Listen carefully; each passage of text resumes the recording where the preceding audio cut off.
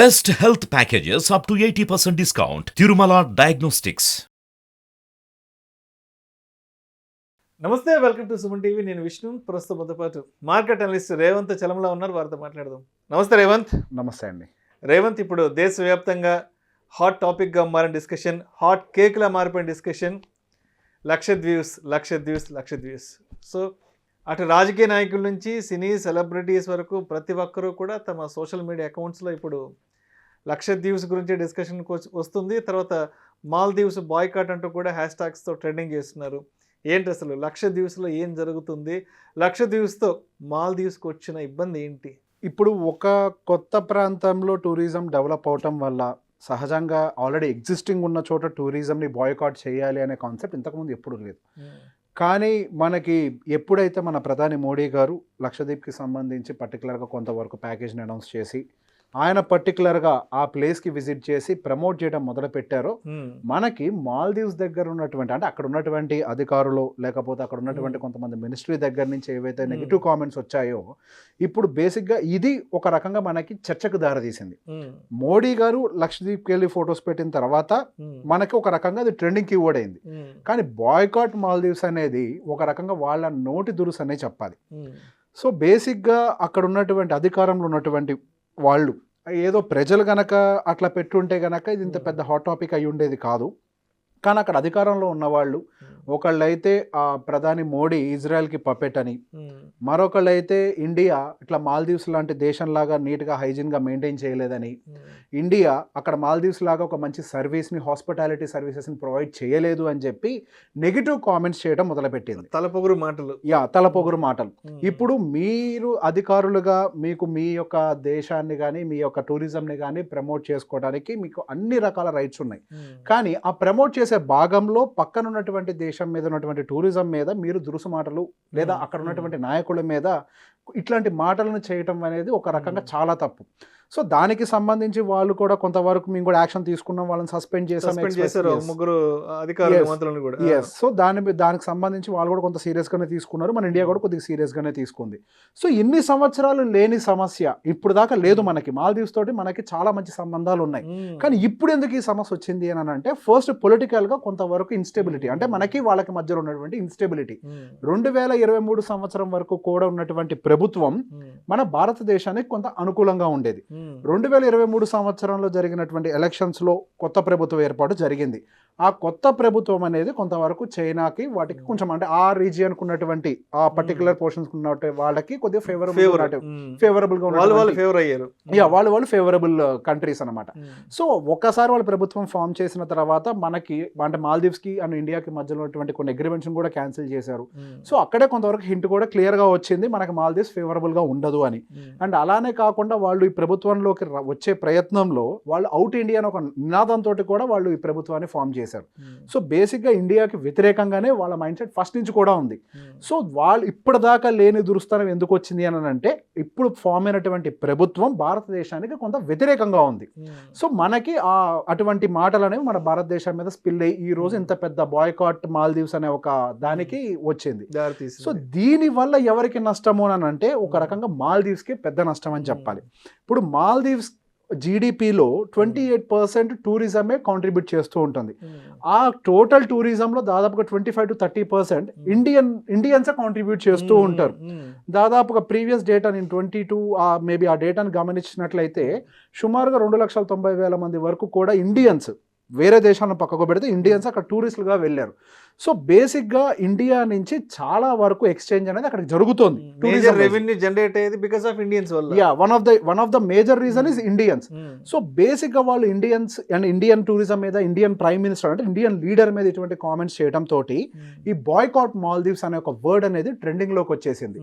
So వాళ్ళకి ఇంత scope, వాళ్ళకి జస్ట్ టూరిజం అనేది అంటే వాళ్ళకి ల్యాండ్ ఏరియా చాలా తక్కువ. బేసిక్గా they are surrounded by majority water. So వాళ్ళ ఇన్వెస్ట్మెంట్స్ అన్నీ కూడా టూరిజంలోనే పెట్టారు, దానికి తగ్గట్టుగానే టూరిజంని బాగా డెవలప్ చేసుకున్నారు. కానీ దీని ఇంపాక్ట్ గోయింగ్ ఫర్దర్ కేవలం ఇండియన్స్ అక్కడికి వెళ్ళడం ఆగిపోవటమే కాదు, ఇప్పుడు ఈ ఫోకస్డ్ డెవలప్మెంట్ ఆన్ లక్షద్వీప్ ఏదైతే జరుగుతోందో, ఇప్పుడు సో కాల్డ్ ఇంటర్నెట్లో ట్రెండింగ్ ఏదైతే జరుగుతోందో, అటు ప్రపంచం మొత్తాన్ని కూడా లక్షద్వీప్ వైపుగా కొద్ది వైపు దృష్టిని మళ్లించే అవకాశాలు కూడా ఉన్నాయి. ఇప్పుడు టూరిజం అని అంటే కేవలం అక్కడికి వచ్చి పోయేవటం ఒకటే కాదు. ఇప్పుడు టూరిజం అనేది మ్యాక్రో లెవెల్లో మైక్రో లెవెల్లో కూడా వాటి ఇంపాక్ట్స్ని చూపిస్తూ ఉంటుంది. మ్యాక్రో లెవెల్లో అటు హాస్పిటాలిటీ సెక్టార్ని డెవలప్ చేస్తూ ఉంటుంది, రియల్ ఎస్టేట్ని డెవలప్ చేస్తూ ఉంటుంది, మొబైల్ నెట్వర్క్స్ని డెవలప్ చేస్తూ ఉంటుంది, ట్రాన్స్పోర్టేషన్స్ని డెవలప్ చేస్తూ ఉంటుంది, ఫారెన్ ఎక్స్చేంజ్ని డెవలప్ చేస్తూ ఉంటుంది. ఫారెన్ ఎక్స్చేంజ్ విషయానికి వస్తే దాదాపుగా 60% పర్టికులర్గా వాళ్ళకి టూరిజమే వాల్యూ చేస్తూ ఉంటుంది. 60% of the foreign exchange comes from tourism. So ఇప్పుడు ఈ టూరిజం కనుక వాళ్ళకి ఎఫెక్ట్ అయినట్లయితే వాళ్ళకి చాలా అంటే వాళ్ళ ఆర్థిక వ్యవస్థ ప్రాబ్లంలోకి వెళ్ళడానికి చాలా ఎక్కువ అవకాశాలు ఉన్నాయి. సో ఒక రకంగా ఇప్పుడు దీది మనమేం వాళ్ళ మీద కక్ష సాధింపో లేకపోతే వాళ్ళు చైనా తోటి లింక్ అయ్యారు కాబట్టి మన భారతదేశం ఇటువంటి పని చేస్తుంది, ఇక్కడ లక్షద్వీప్ డెవలప్ చేస్తుంది అనేది కాదు. బేసిక్గా ప్రధాని గారు గత కొన్ని సంవత్సరాల నుంచి ఇండియన్ టూరిజం మీద చాలా ఫోకస్ పెడుతున్నారు. అటు జమ్మూ కాశ్మీర్ మీద కూడా ఫోకస్ చేశారు, రకరకాల టూరిజం ఏరియాస్కి వెళ్ళారు, ఫోటోలు దిగారు, ట్విట్టర్లో పెట్టారు. సో ఎప్పుడెప్పుడైతే అట్లాంటి పర్టికులర్ ఏరియాస్కి తిరిగి ఫోటోలు పెడుతున్నారో అక్కడ టూరిజం బిల్డ్ అవటం అనేది అబ్జర్వ్ చేశారు. So he is the leader of the country, he's the face of the country. ఆయన ప్రపంచం అంతా కూడా చూస్తూ ఉంటుంది. సో అటువంటి లీడర్ అక్కడికి వెళ్ళి ఫొటోస్ పెట్టి దాన్ని డైరెక్ట్ గా ప్రమోట్ చేస్తే మనకు అక్కడ కేవలం మైక్రో లెవెల్లో ఉన్నటువంటి బిజినెసెస్ తో పాటుగా అదొకటే కాకుండా ఫారెన్ ఎక్స్చేంజ్ అయి ఉండొచ్చు, లేకపోతే మ్యాక్రో లెవెల్లో అయి ఉండొచ్చు.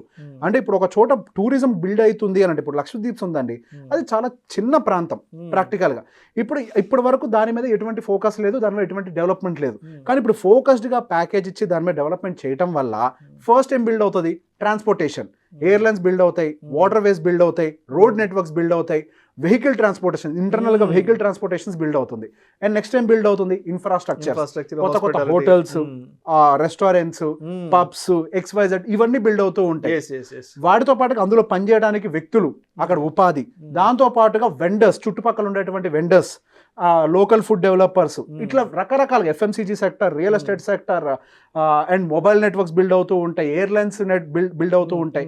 ఇట్లా అంటే ఒక చోట ఒకటి బిల్డ్ అవుతుంది అని అంటే కేవలం అది ఏదో ఒక టూరిజం ప్లేస్ని డెవలప్ చేయడం కాదు, కంట్రీ ఎకానమీని డెవలప్ చేయడం. సో రేవంత్, అంటే ఎప్పుడైతే ఈ లక్షద్వీప్కి సంబంధించిన డిస్కషన్ స్టార్ట్ అయిందో అప్పుడే టాటా గ్రూప్ నుంచి ఈ తాజ్ బ్రాండ్ వాళ్ళు ఎవరైతే ఉన్నారో వీళ్ళు అప్పుడే అక్కడ రిసార్ట్స్కి సంబంధించిన అనౌన్స్మెంట్స్ కూడా చేసేసారు, విల్లాస్ కట్టబోతున్నామని కూడా. అవును, ఇప్పుడు బేసిక్గా ఎప్పుడైతే ఒక కొత్త ఏరియాని డెవలప్ చేస్తున్నారో, ఇప్పుడు ఫస్ట్ మాల్దీవ్స్ వర్సెస్ లక్షద్వీప్ అంటే రెండింటిని మనం కంపేర్ చేయగలుగుతామని అంటే జియోగ్రఫికల్గా వాటికి ఉన్నటువంటి అడ్వాంటేజెస్ సేమ్ ఉన్నాయి. మీరు ఫొటోస్లో చూసినట్లయితే మాల్దీవ్స్లో ఎటువంటి మనకి ఆ సీనిక్ బ్యూటీ ఉందో, ఆ సీనిక్ బ్యూటీ మనకి సేమ్ లక్షద్వీప్స్లో కూడా ఉంది. వాటర్ కలర్ ఎవ్రీథింగ్, ఆ టెక్స్చర్ గానీ మొత్తం సేమ్ ఉంటుంది. దానికి గల కారణం ఏంటంటే మ్యాప్స్ లోకి వెళ్ళి మీరు చూసినట్లయితే Maldives and Lakshadweeps okay inline లో ఉంటాయి అన్నమాట. సో బేసిక్ గా అవి అదర్ సైడ్స్ కాదు, ఒకటే సైడ్ లో ప్రెసెంట్ అయి ఉంటాయి. లక్షద్వీప్స్ అని మన ఇండియాలో కలిసిపోయినాయి, మాల్దీవ్స్ సపరేట్ గా ఉంది, అంతే తేడా. సో జియోగ్రఫికల్గా మనకు సేమ్ అడ్వాంటేజ్ ఉంది. మాల్దీవ్స్ అనేది చాలా పెద్ద బిజినెస్ టూరిజంకి. ఎప్పుడైతే అంత స్కోప్ ఉంటుంది అని చెప్పి మనకి డైరెక్ట్గా గవర్నమెంటే అనౌన్స్ చేసి అక్కడ ఫోకస్డ్ డెవలప్మెంట్ చేస్తోందో అప్పుడు డెఫినెట్గా కార్పొరేట్స్ అక్కడ ఇన్వెస్ట్ చేయడానికి రెడీ అయిపోతారు. అక్కడ జస్ట్ అది కార్పొరేట్స్ వచ్చి డబ్బులు ఇన్వెస్ట్ చేయడం, డబ్బులు సంపాదించుకోవడం కాదు, అక్కడ లోకల్ ఎకానమీ ఎంత బిల్డ్ అవుతుంది, ఎంతమందికి కొత్త ఉద్యోగాలు వస్తాయి, ఎంత కొత్త ఉపాధి డెవలప్ అవుతుంది. ఇప్పుడు ఇండియన్స్ అక్కడికి ఇప్పుడు మాల్దీవ్స్కి వెళ్ళడం నుంచి మానేసి లక్షద్వీప్స్కి రావడం ఒకటి టార్గెట్ కాదు. ప్రపంచవ్యాప్తంగా ఎవరైతే మాల్దీవ్స్ ఒకటే డెస్టినేషన్ అనుకుంటున్నారో వాళ్ళందరికీ కూడా ఒక ఆల్టర్నేటివ్ ప్లేస్ కింద లక్షద్వీప్స్ అనేది మనకి డెవలప్ అవుతుంది. సో దీనివల్ల మనకు కూడా ఈ ఫారెన్ ఎక్స్చేంజ్ బిల్డ్ అవుతుంది ప్యారలల్ గా. సో ఇప్పుడు మనకి ఈ ఇంపోర్ట్ ఎక్స్పోర్ట్ అనేది టూరిజంలో ఎక్కువ డెవలప్ అవడానికి స్కోప్ ఉంటుంది. ఎప్పుడైతే మనం ఎక్కువ మందిని టూరిజం వైజ్ గా మన ఇండియాలోకి తీసుకొని రాగలుగుతామో అప్పుడు మనకి దాని అసోసియేటెడ్ సెక్టర్స్ అన్ని కూడా అభివృద్ధి చెందుతాయి. So it is part and parcel of macro economic development and as well as the micro economic development. So going further దీనివల్ల మన భారతదేశంలో టూరిజం బిల్డ్ అవడానికి డెఫినెట్గా ఉపయోగపడుతుంది. అండ్ మాల్దీవ్స్కి డెఫినెట్గా ఎంతో కొంత, ఇప్పుడు మనం కేవలం ఇండియన్స్ బాయ్కాట్ అని అంటున్నారు, అది బాయ్కాట్కి పరిమితం కాదు, ఆల్టర్నేటివ్ డెస్టినేషన్ కింద ఎప్పుడైతే ప్రపంచానికి కనిపిస్తుందో డెఫినెట్గా మనకి టూరిజం అనేది అటు నుంచి ఇటు షిఫ్ట్ అవ్వడానికి చాలా ఎక్కువ ఛాన్సెస్ ఉన్నాయి. Thank you so much Revanth. గత 4-5 రోజుల నుంచి కంప్లీట్ ట్రెండింగ్లో ఉన్న topic Maldives versus Lakshadweep. So దీనికి సంబంధించి చాలామందికి రకరకాల డౌట్స్ ఉన్నాయి. సో ఆ డౌట్స్ అన్నింటిని కూడా ఇవాళ అండ్ సుమన్ టీవీ వేదికగా మీరు మన ప్రేక్షకులకు తెలియజేశారు. Thank you so much Revanth. Thank you అండి.